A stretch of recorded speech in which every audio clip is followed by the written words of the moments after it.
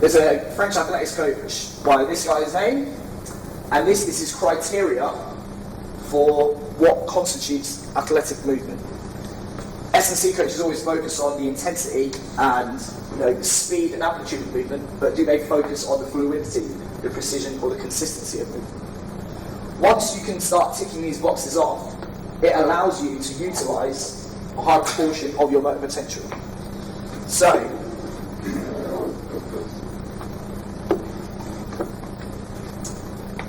if your motor potential is here, that's how much force you can produce. But your technical mastery is only here, your performance is only going to reach that level that your technical mastery can sustain. Okay? What if though,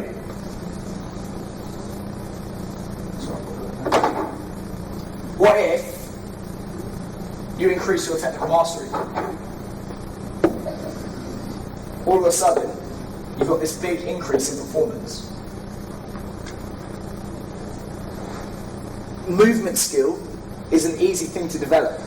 It's not physically taxing, it doesn't require you to recover. And for a small input of effort, you can train extremely frequently and efficiently, utilising a higher portion of your motor potential. So even though you've done no physical training, if you focus on these criteria, what you'll see is an increase in performance, which is a sort of cheap gain. And it's also going to reduce the energy costs of the activity you're performing and reduce injury rates, because efficient movement generally does not get people hurt. So,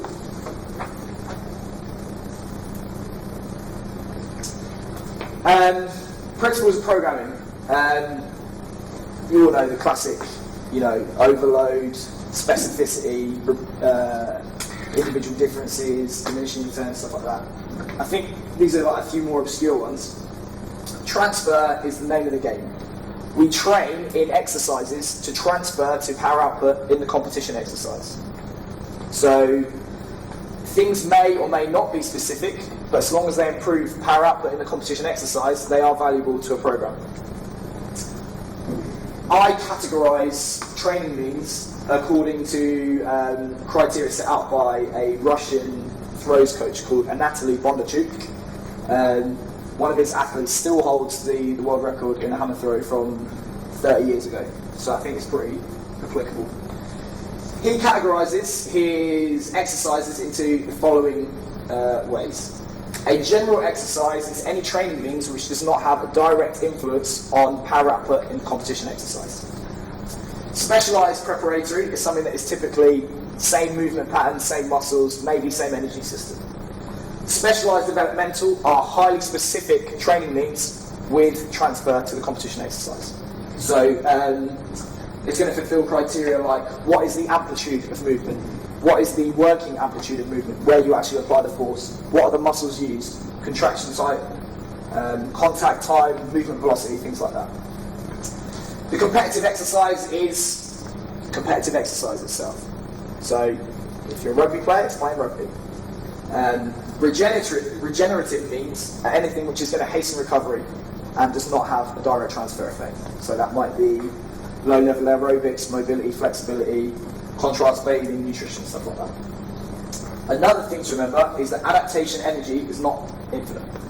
You can only divert so much energy in your body to adapting to training. It's like having a bank account. Once it's spent, it's spent. That means that if you spend it all on strength in one block, you've got no money left to spend on speed. You've got no money left to spend on aerobic development. So whatever you do, you have to consider the finite ability of your athlete to adapt and how you're going to spend that money. You can push it if you want and go overdrawn, but if you go overdrawn too long, you will eventually go broke.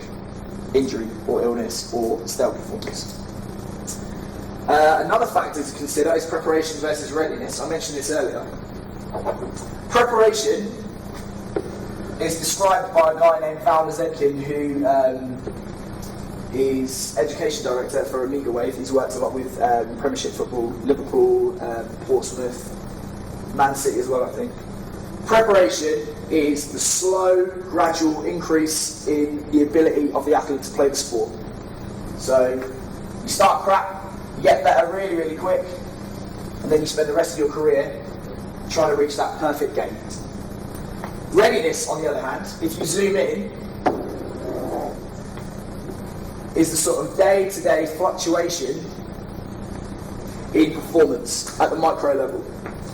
So, preparation is why a Premiership footballer is always going to be better than a Division 1 academy footballer. His level of preparation is higher. Readiness is the reason why that same Premiership footballer will suck 1 week and then score a hat-trick the next week and play out of his skin. It's these small variations in the 4 areas of preparation: psychological, tactical, technical and physical, that contribute to overall performance. Things to consider when you are a youth coach, which I primarily am. It is your goal to target preparation. Doesn't matter if they win on Saturday, doesn't matter if they win 2 weeks in a row. What matters is that when they're 18, they're ready to slot into an adult program of rugby.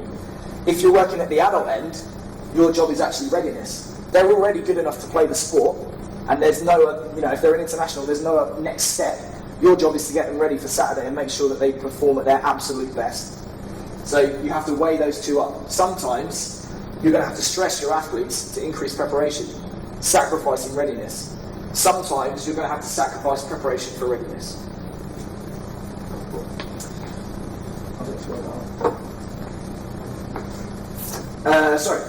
Volume and intensity is an inverted relationship. So we all know that training is just, you stress the body and the body responds in the form of fitness. Stress responds, and eventually your performance keeps improving. It's true that if you apply more stress, the body is going to adapt more. Apply a bit more. There's a point up to which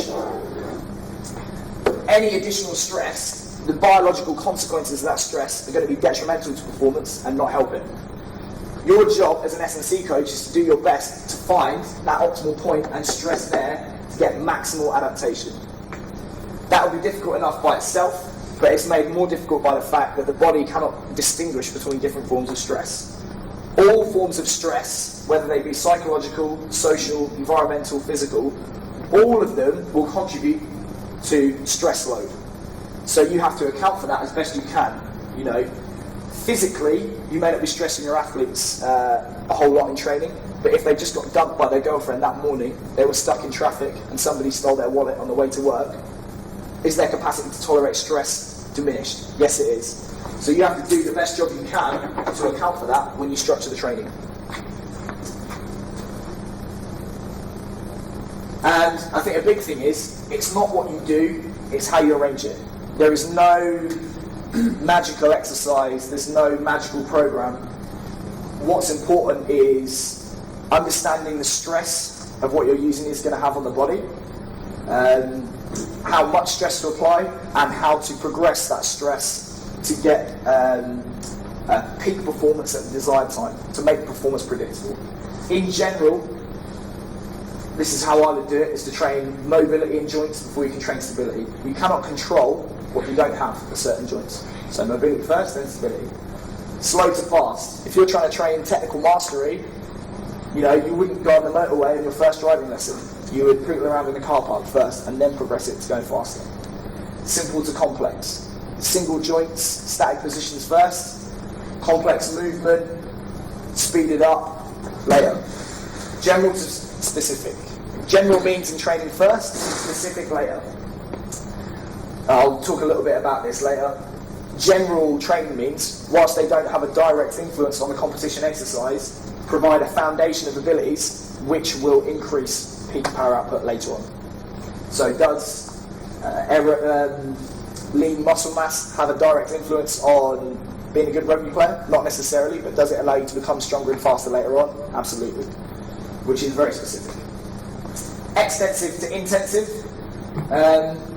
An extensive stressor is something which allows the body to recover within 24 hours or less. An intensive stressor is generally something which takes 48 to 72 hours to recover from.